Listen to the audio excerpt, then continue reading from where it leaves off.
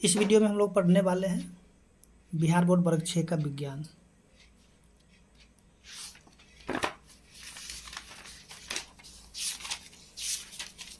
इसका जो हमने अध्याय 1 को पढ़ लिया था, अगर आप नहीं देखे तो आपको जो लिंक इसी वीडियो के डिस्क्रिप्शन में मिल जाएगा, आप वहाँ से देख सकते हैं। इसमें जो हम लोग देखने वाले हैं अध्याय 2। देखिए अध्याय 2 में दिया है भोजन में क्या क्या आता है। तो चलिए हम लोग यहाँ पे देखते हैं। जैसे कि यहाँ पे हम लोग देखेंगे कि अध्याय 2 दिया गया है। तो देखिए इसका जो है जितने भी भोजन में क्या क्या आता है, इनके जो भी मुख्य बिंदु है उन सभी को जो है नोट्स बना लिया गया है। तो हम लोग देखेंगे यहाँ पे इसका नोट्स। सबसे पहले जो है कि यहाँ पे हम लोग देखते हैं तालिका 2.1 दिया गया है, विभिन्न क्षेत्रों जिलों के कुछ सामान्य भोजन।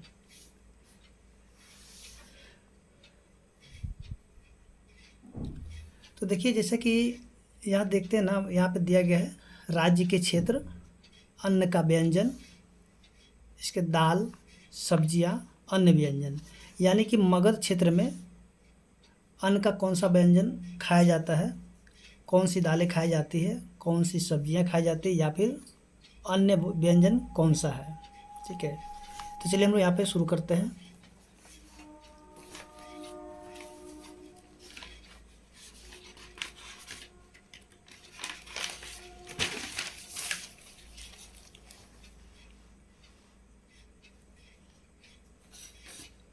तो जैसा कि हम लोग देखेंगे, सबसे पहले दिया गया है मगध क्षेत्र। अन्न के व्यंजन में लिखेंगे रोटी चावल, ठीक है, और भी आप लिख सकते हैं यहाँ पे, ठीक है। दाल में लिखेंगे अरहर चना। सब्जियां हो जाएगा आलू बैगन।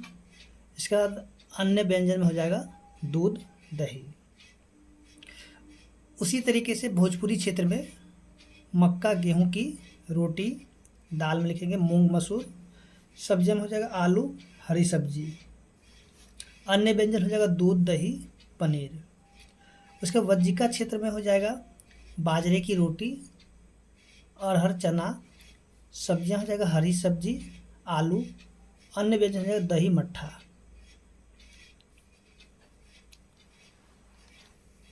इसके बाद जो है मिथिला क्षेत्र में लिखेंगे, यानी कि अन्न के व्यंजन में चावल चूड़ा। इसके बाद जो है दाल में लिखेंगे खेसारी अरहर। सब्जियां में हो जाएगा आलू परवल। अन्य व्यंजन हो जाएगा दूध दही। इसके बाद दिया गया है अंग क्षेत्र। तो इसमें देखिए अन्न के व्यंजन हो जाएगा बाजरे की रोटी, दाल में हो जाएगा चना मसूर, सब्जियां हो जाएगा आलू गोभी। अन्य व्यंजन हो जाएगा दूध घी दही। तो इस तरीके से जो है यहाँ पे तालिका 2.1 है, यानी कि यहाँ पे भर दिया गया है। आप वहाँ से उसको देख करके लिख सकते हैं। इसके बाद जो यहाँ पे देखते हैं तालिका 2.2। देखिए यहाँ पे दिया गया राज्यों के सामान्य भोजन। यानी कि आपको यहाँ पे क्या करना है, खुद से 5 राज्यों का नाम लिखना है और उन सभी राज्यों में कौन कौन से भोजन जो कि वहाँ पे खाए जाते हैं वो लिखना है। तो यहाँ पे हम लोग जो देखेंगे, जैसे कि सबसे पहले यहाँ पे लिखा गया है राज्य और एक तरफ है भोज्य पदार्थ। देखिए यहाँ पे हम लोग लिखे सबसे पहले बिहार। तो बिहार में जो है यानी कि यहाँ पे लिखेंगे लिट्टी चोखा, ठीक है। उसी तरीके से पश्चिम बंगाल में मछली चावल खाया जाता है। केरल में हो जाएगा इडली डोसा। उत्तर प्रदेश में मक्के गेहूं की रोटी। उसके पंजाब में होगा मक्के की रोटी सरसों की साग, ठीक है। इस प्रकार से हम लोग यहाँ पे लिख सकते हैं तालिका 2.2 में। अब जो है यहाँ पे हम लोग देखेंगे, जैसे कि यहाँ पे दिया गया पोषक तत्व, ठीक है। पोषक तत्व क्या होता है उन सभी को हम लोग समझते हैं, और इनमें जो है कौन कौन सी सामग्री होती है वो भी हम लोग देखेंगे।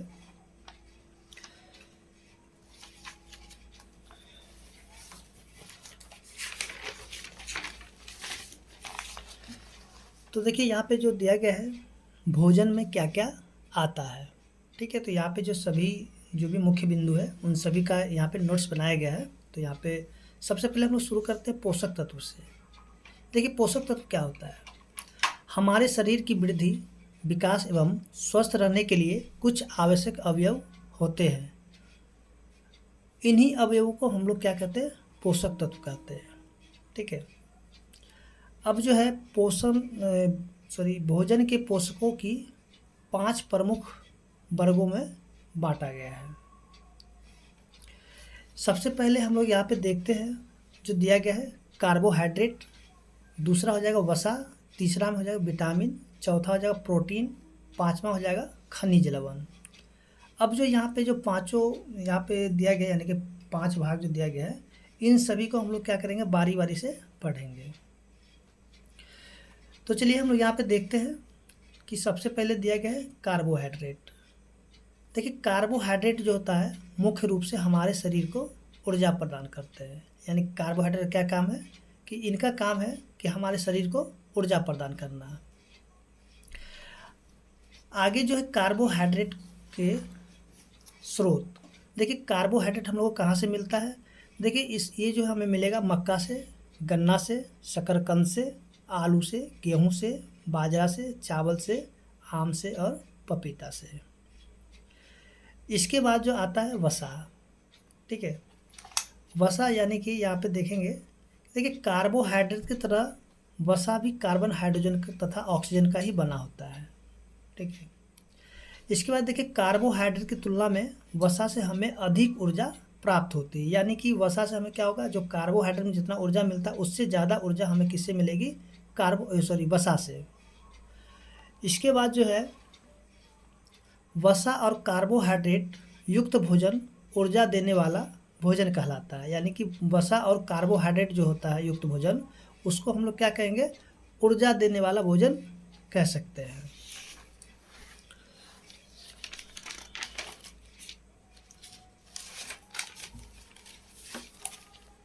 अब देखिए आगे जो दिया गया है वसा के स्रोत।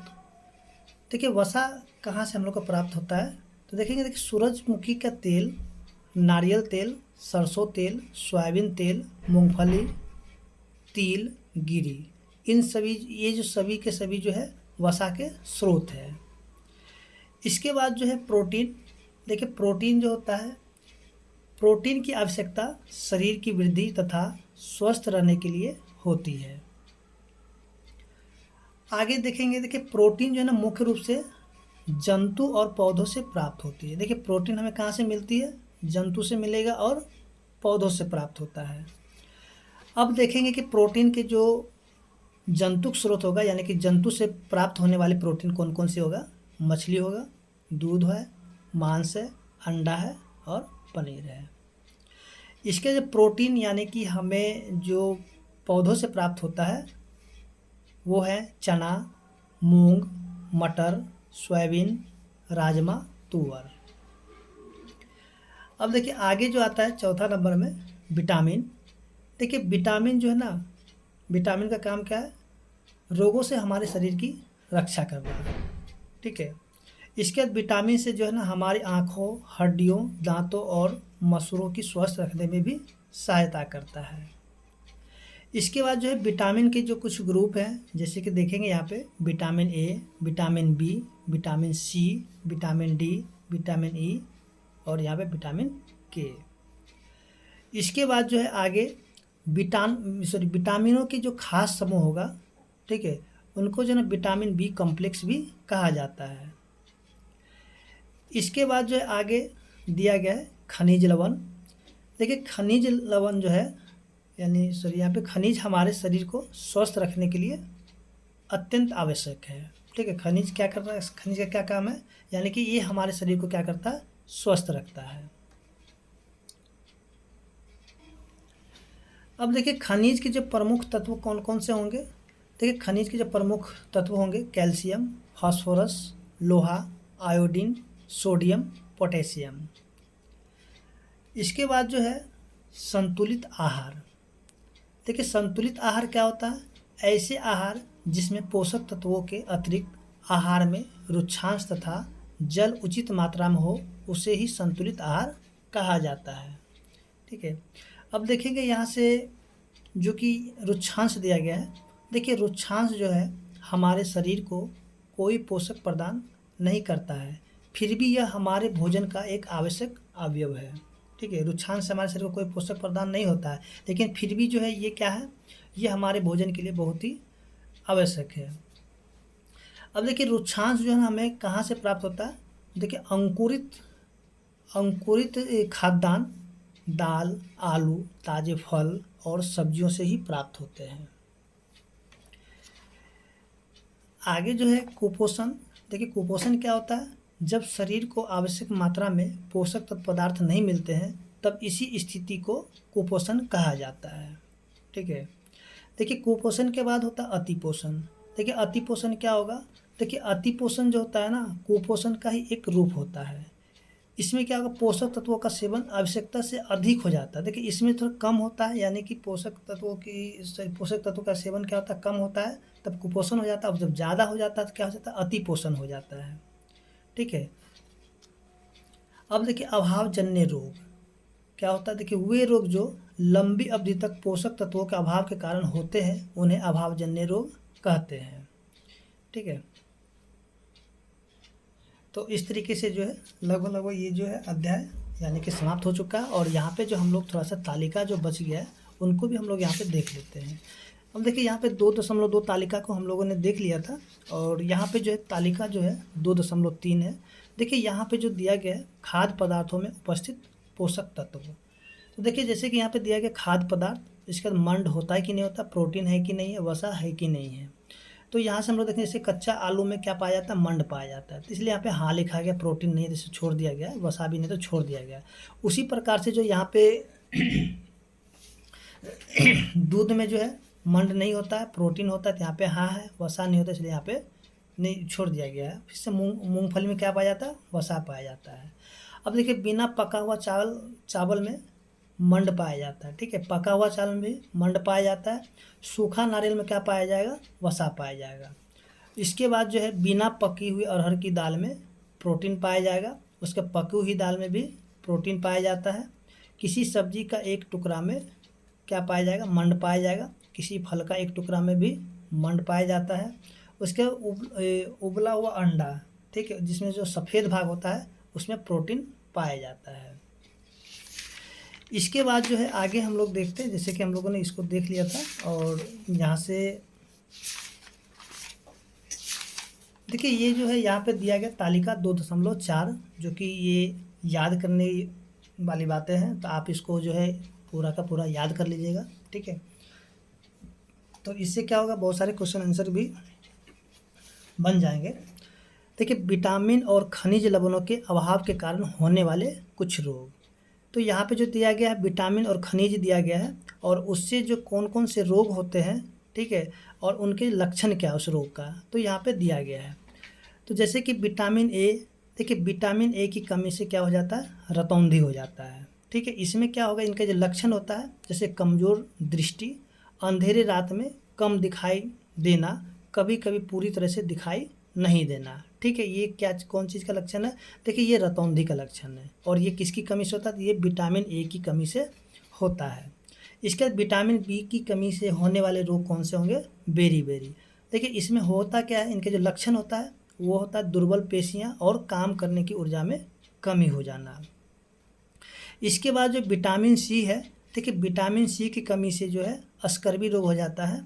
ठीक है, इससे क्या होता है, इसमें इनके जो लक्षण होता है मसूड़ों से खून निकलना, घाव भरने में अधिक समय का लगना। ठीक है, ये सभी के सभी जो है इनके लक्षण होते हैं। जब विटामिन डी की कमी हो जाती है तब रिकेटस नाम के जो रोग होता है वो हो जाता है, और इनमें क्या होता है कि अस्थियों का जो ना मुलायम होकर के मुड़ जाना। ठीक है, जैसे कि आप यहाँ पे देखेंगे दिया गया है विटामिन डी की कमी से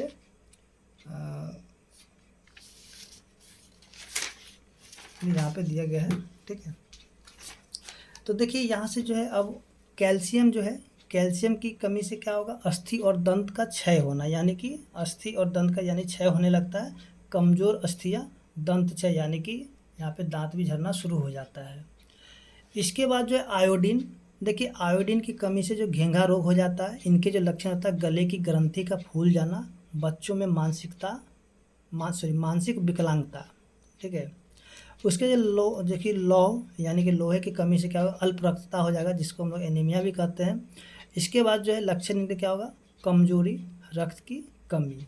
ठीक है, तो इस तरीके से जो है हम लोग यहाँ पे जो इसका अध्याय था यानी कि पूरा का पूरा ये ख़त्म हो चुका है। ठीक है, बाकी आप यहाँ से इसको जब पढ़ेंगे तो और भी जो बहुत सारा चीज़ है वो मिल जाएगा, यानी कि जितने भी मुख्य बिंदु था उन सभी को जो है यहाँ पे नोट कर लिया गया है। अब जो है इसका हम लोग देखते हैं प्रश्न उत्तर। तो देखिए जैसे कि हम लोग यहाँ पे देखते हैं प्रश्न उत्तर दिया गया है। सबसे पहले यहाँ पे जो है कि अभ्यास है, यानी कि प्रश्न संख्या 1, सही विकल्प को चुनें। तो देखिए यहाँ पे जो दिया गया आलू में उपस्थित होता है, यानी कि आलू में क्या उपस्थित होता है, जैसे कि हम लोगों ने पीछे पढ़ा था। ठीक है, तो इसमें मंड हो जाएगा। ठीक है, इसका आंसर क्या होगा, मंड। उसके बाद घेंगा रोग किसकी कमी से होता है, तो अभी हम लोगों ने देखा था, यानी कि आयोडीन की कमी से ही घेंगा रोग हो जाता है। ठीक है, अब देखिए रुक्षांश के मुख्य स्रोत क्या क्या है। तो जैसा कि हम लोगों ने देखा था कि रुक्षांश का जो मुख्य स्रोत होता है ताज़े फल और सब्जियां। ठीक है, इसके बाद जो है घ में भोजन में मंड परीक्षण के दौरान टिंचर आयोडीन के हल्के घोल की बूंदे मिलाने पर खाद्य पदार्थ का रंग बदल जाता है, नीला है कि काला है, या फिर यहाँ पे जो इसका उत्तर हो जाएगा नीला या काला। इसके बाद जो है ऊर्जा देने वाले पोषक तत्व क्या कहलाते हैं, तो देखिए ऊर्जा देने वाले पोषक तत्व होगा वसा एवं कार्बोहाइड्रेट।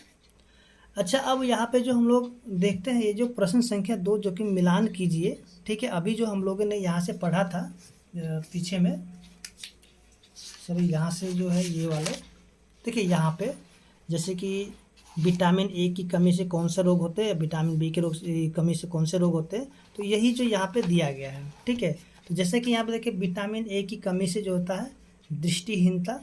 ठीक है, जिसको हम लोग रतौंधी भी कहते हैं। अब देखिए विटामिन बी की कमी से हो जाता है बेरी रोग, विटामिन सी की कमी से हो जाता है स्कर्वी। ठीक है, विटामिन डी की कमी से हो जाता है डिकेटस, और आयोडीन की कमी से होता है घेंगा रोग। ठीक है ना, तो यहाँ पे इसको हम लोग इस प्रकार से मिला सकते हैं।